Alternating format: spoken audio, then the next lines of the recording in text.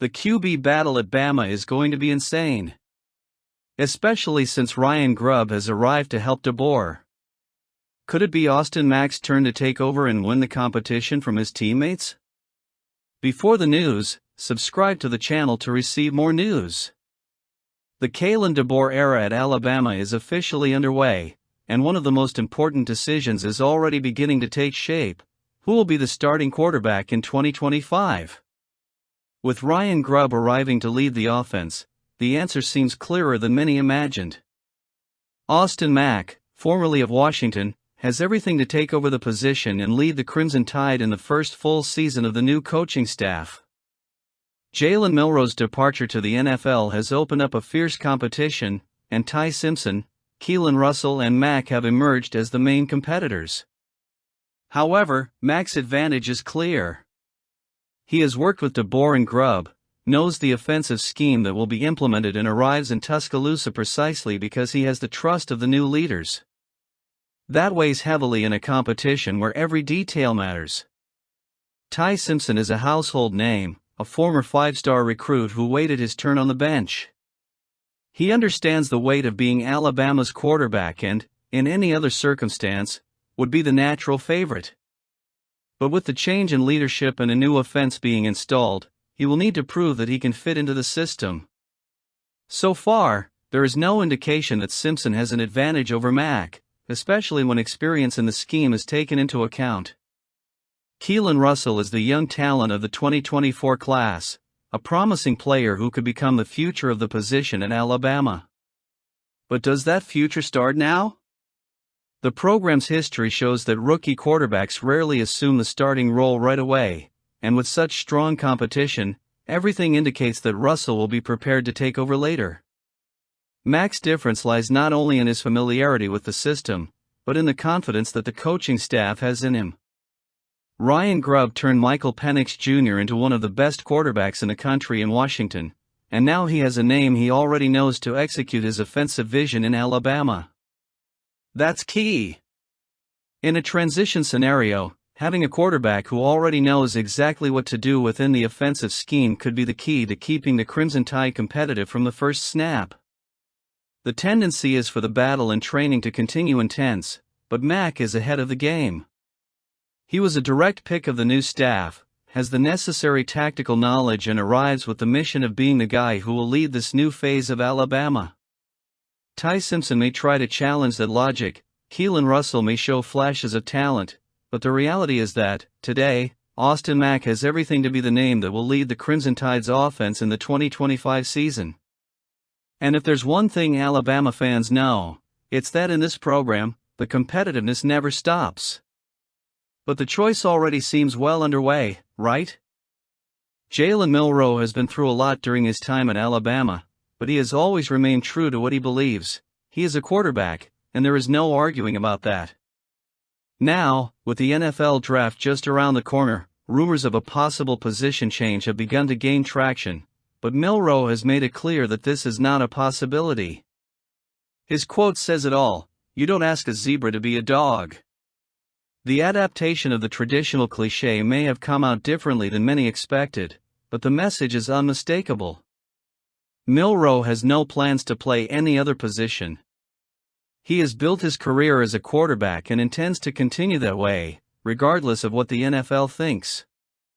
This talk of a possible change did not come out of nowhere.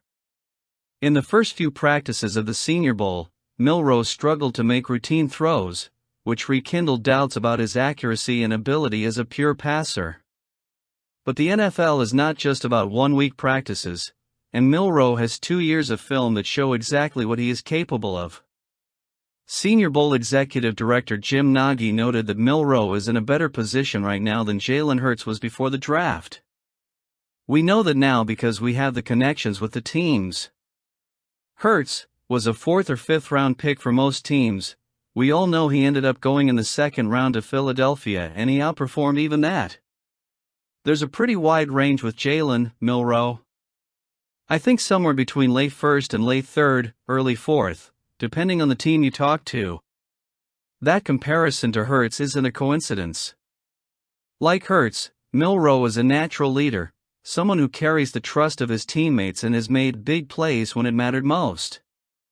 His run to the college football playoff semifinals is a testament to the impact he can have on the field, and the question now is finding a team that believes he can refine his game and become a true franchise quarterback. Position change rumors are common for athletic quarterbacks who don't fit the traditional mold of the position. Lamar Jackson, Jalen Hurts and even Josh Allen faced doubts before proving their worth. Now Milroe needs to follow suit and convince the NFL he can be a reliable passer at the next level. The NFL draft will be the true barometer of how teams view Milroe. Expectations may vary, but one thing is certain, he has no intention of playing anywhere else. And if there's one thing we've learned from underrated quarterbacks in the past, it's that you should never doubt someone so determined. Let's go! Alabama continues to bolster its roster in the Kalen DeBoer era, and the arrival of Kelby Collins through the transfer portal may be one of the most underrated moves of the offseason. After 2 seasons at Florida, Collins returns to his home state and joins the Crimson Tide with one clear goal: to prove he can be one of the best edge rushers in the country. For head coach Eric Gladstone, who coached Collins in high school at Gardendale, Alabama, there's no doubt about what Alabama is getting. He had all the tools you want in a defensive end, defensive lineman, Gladstone told the Tuscaloosa News.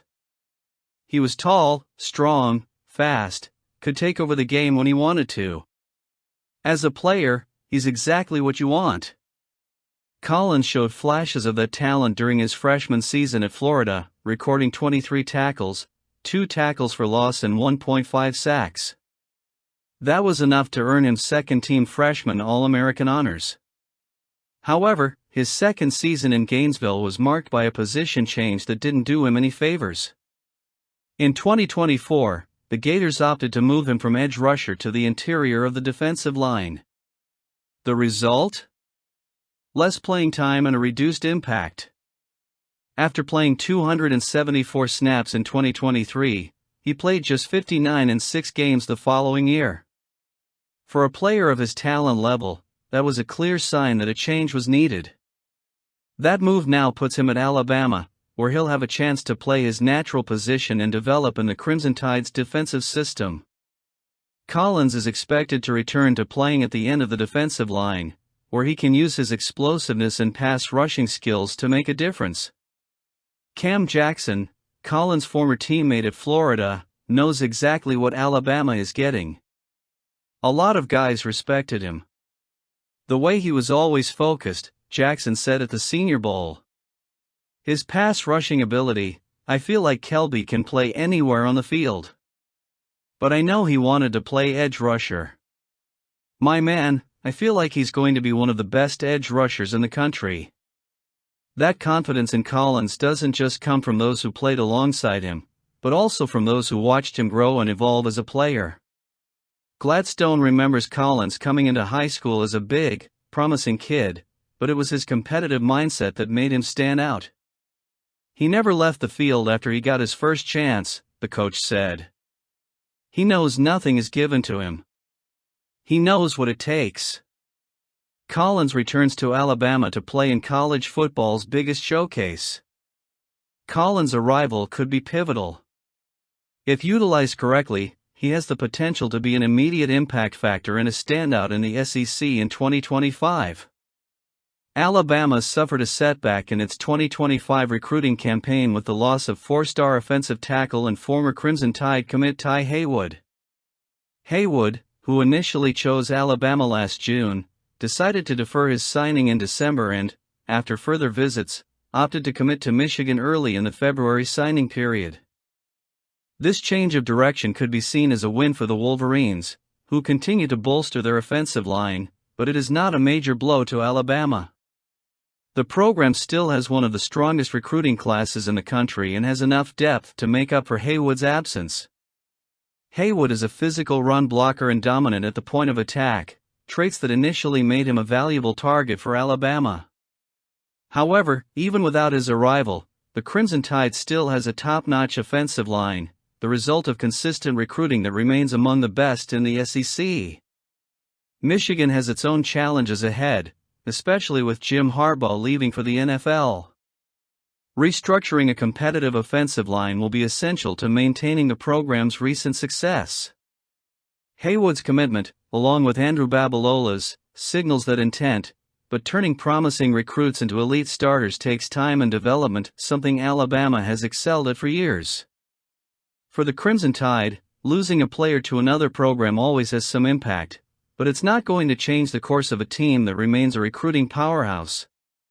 With Kalen DeBoer now at the helm, Alabama is expected to continue attracting elite talent to maintain its status as a national title favorite.